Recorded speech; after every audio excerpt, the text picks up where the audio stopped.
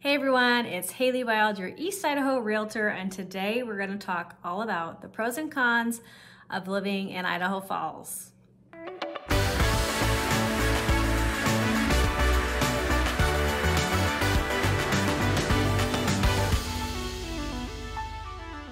Pros and cons lists are tricky because that is totally subjective. What one person loves, you may hate, and vice versa. Like they say, one man's trash is another man's treasure, but obviously every place you live is gonna have a few things that you don't like.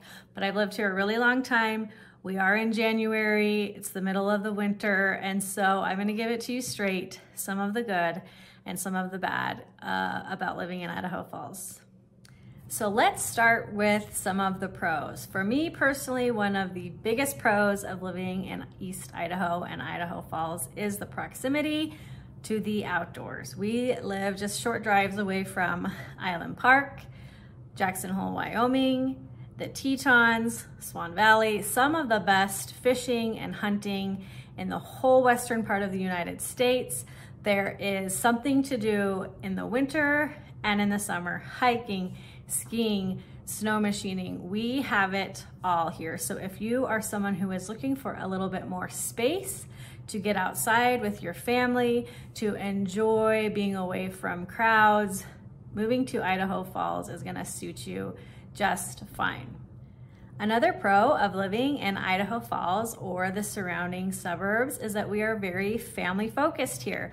A lot of families live here, larger families with lots of kids. You will see families on the Greenbelt, on the sledding hill, at the ski resorts. We take a lot of pride in having close-knit families, and we treat each other kindly in the neighborhoods. We wave to each other when we pass. We are a friendly community, a family-focused community. So if you have a family, definitely a really great place to start raising them up, being outdoors, being in a community that focuses on the family. Because we are so family focused, there are a lot of family activities for either cheap or free, both in Idaho Falls and in Ammon. One of our favorite things to do every summer as a family is go to the Ammon Days celebration. Lots of local vendors, lots of fun activities. The fire station is always there. All of the local food trucks. It's just a really good time to get outside, enjoy the weather, and meet some of your neighbors. Ammon also does a really fun movies by the pool where the kids can swim, and a Disney or other movie is projected up on the big projector. It's super fun. The city of Idaho Falls does movies in the park for a minimal cost. The farmers market downtown along the river is a super family friendly and pet friendly. So a lot of really fun things to get out and do with your family. Another really popular thing to do here with your family is attend the Melaleuca Freedom Celebration every 4th of July. We actually have one of the largest fireworks displays in all of the West Coast right here in Idaho Falls, sponsored by our local company, Melaleuca. So if you are new to the area or coming to visit, make sure to see the fireworks on the river, sponsored by Melaleuca. If you've started looking for housing in Idaho Falls and East Idaho, you will probably notice that we're a bit lower than the national average, 17% to be exact.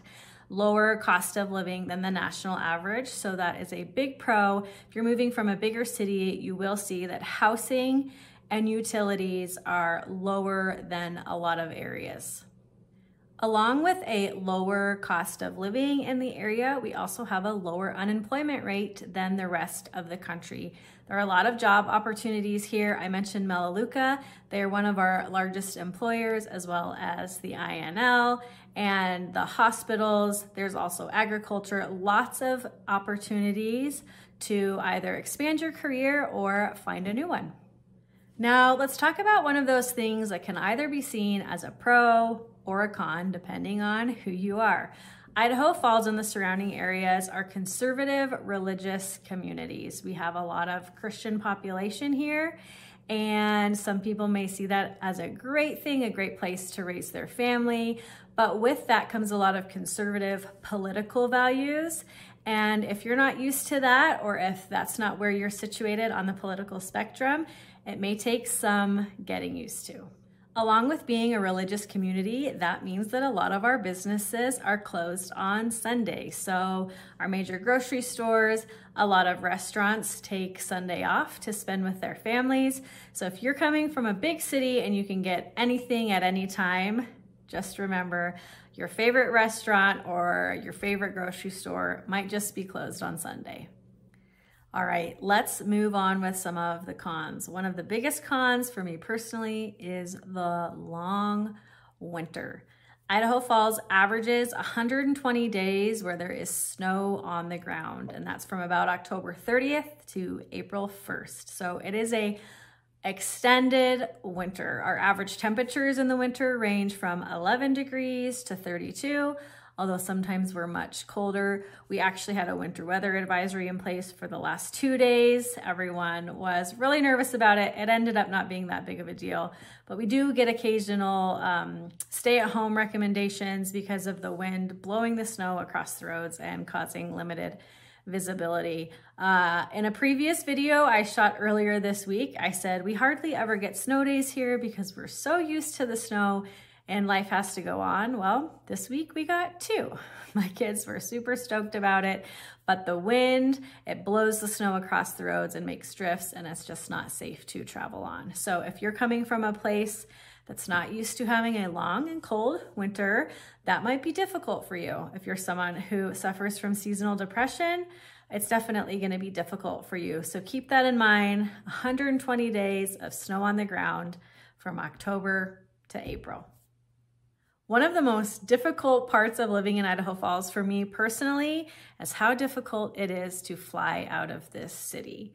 I usually end up taking the 3-hour drive to Salt Lake City in order to get the cheapest or best flight with the least layovers. So if you are a person that flies a lot, just know there's not a lot of opportunity to fly out of Idaho Falls. With that being said, the Idaho Falls Airport is beginning an expansion project soon. It's a $45 million expansion project. It's going to start early 2024 and end in 2026. So things are changing here. They're expanding. We are adapting to the influx of people that have moved to Idaho Falls. So I am hoping that soon I won't have to drive 3 hours before I get on my flight. We talked on the pros about how family focused this area is and how great of a place it is for families. With that being said, it does not have a great single scene. So if you are moving here as a single person, we don't have a great nightlife, not a lot of bars or restaurants. And so meeting people in Idaho Falls is a little bit more difficult. There's really no way to sugarcoat that. That just is what it is. One of the things my clients are often surprised about when they are making their move to Idaho Falls is that although the housing is affordable, it has changed dramatically in the last 5 to 10 years. People come to Idaho assuming they can buy acres of land and giant houses for pennies on the dollar. And although that might have been true in years past, it is just not that way anymore. Our housing is affordable, but if you think you're gonna come to Idaho and buy a hobby farm for $250,000 with several acres, you are going to be disappointed. So although one of our pros was that our housing is affordable, one of the cons is that it is less affordable than a lot of people think, especially if you're moving from California or Oregon. You will see that our prices in Idaho are starting to creep up over time, and so you might not get as good of a value as you were expecting. Another big con for people when moving to Idaho is the education system. In 2023, Idaho education ranked 33 in the nation, so definitely some room for improvement. With that being said, my kids attend Idaho schools. I am Idaho educated, and I'd like to think that I turned out pretty okay. I always tell my clients to get involved early with the schools, get to know the educators and the teachers, and as always, it's very important to be your child's advocate in any school system, but especially one where you're new and maybe runs differently than the previous state that you lived in. All in all, with all of the pros and all of the cons, we really enjoy living in Idaho Falls. We are growing bit by bit. We're getting new restaurants, new things to do, new activities, and me and my family have really enjoyed living in Idaho Falls and the surrounding areas for the last 15 years. As always, if you're considering a move to East Idaho, please call me. I would love to help make your move here smooth and answer any other questions that you have about moving to Idaho Falls.